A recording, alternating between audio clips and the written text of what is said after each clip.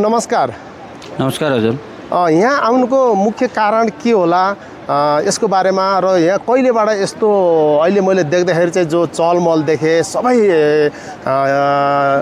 एउटा धर्मप्रति माया गर्ने मान्छेहरू सबै कागबेनीमा आएर घुमेर जाने एउटा यहाँ दर्शन गर्ने एउटा चलन रहेछ। म पनि आउन पाउँदा मलाई पनि खुसी लाग्यो। यहाँको बारेमा छोटो मिठो बताइदिनु नि त। जय श्री मुक्तिनाथ। हामी आज चाहिँ यो अत्यन्त पुण्य भूमि, पावन भूमि, देवभूमि, मुक्ति क्षेत्र यो कागबेनी धाममा छौँ।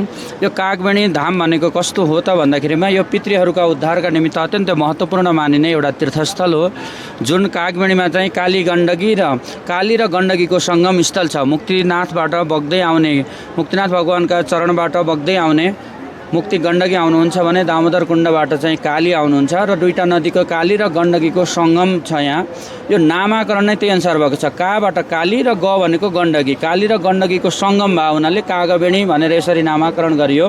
र अब यहाँ रह्यो पितृ उद्धारका कुराहरू। यहाँ के छ त भन्दाखेरिमा प्रयागे शतदाव भन्छ, अन्य क्षेत्रमा गया, काशी, प्रयाग, नैविसारण्य यस्ता तीर्थहरूमा गरिएका श्राद्धादि कर्महरू भन्दा कागबेनीमा गएर काली गण्डकीको तटमा बसेर कसैले पनि आफ्ना पितृहरूका नाममा यज्ञादि श्राद्ध तर्पण आदि कर्महरू गर्छ भने त्यहाँबाट पितृहरूले 100 गुणा बढी फल प्राप्त गर्छन् भनेर हाम्रा शास्त्रहरूले वर्णन गरेका छन्।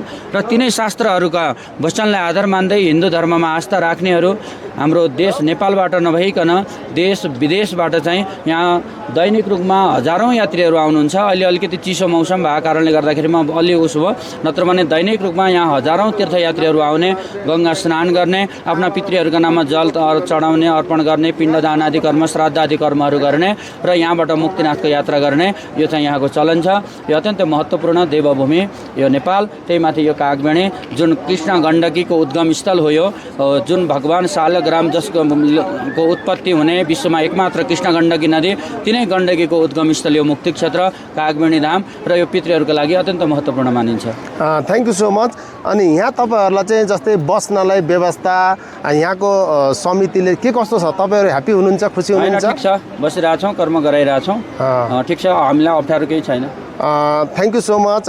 देश विदेशबाट देख्ने सबै मेरो मलाई माया गर्ने, गोपाल शिवलाई माया गर्नेलाई यहाँलाई मैले चाहिँ केही तपाईँले त्यस्तो केही कार्य गर्दै हुनुहुन्छ भने चाहिँ कागबेनीमा आएर हाम्रो गुरुसँग भेट्नु होला। गुरु नाम बताइदिनु त, यो कहाँनिर छ ठ्याक्कै? यो चाहिँ अब ठ्याक्कै काली र गण्डकीको सङ्गम स्थल भयो। कागबेनी धाम भनेपछि तपाईँको जमसुङबाट 11 किलोमिटर अगाडि पर्छ। र मेरो नाम चाहिँ पण्डित ईश्वर रेग्मी। अब मेरो पेसाले चाहिँ अब यही भइहाल्यो। Thank you so much. एकदम धेरै हामीलाई पनि उहाँसँगै हामीले चाहिँ पूजा गर्न पाउँदाखेरि चाहिँ हामी पनि धेरै खुसी छौँ। एकदम भन्छ नि त परिपुर आएर काम गर्नु र छिटो गर्नुमा फरक छ। उहाँले एकदम मिलाएर सबै काम गरिदिनु भयो। हजुरलाई धेरै धेरै धन्यवाद। मनैदेखि आउने दिनमा पनि फेरि आउन पाइयोस् भन्दै आजलाई म छुट्छु। नमस्ते। हस्, धन्यवाद। जय श्री मुक्तिनाथ। जय श्री।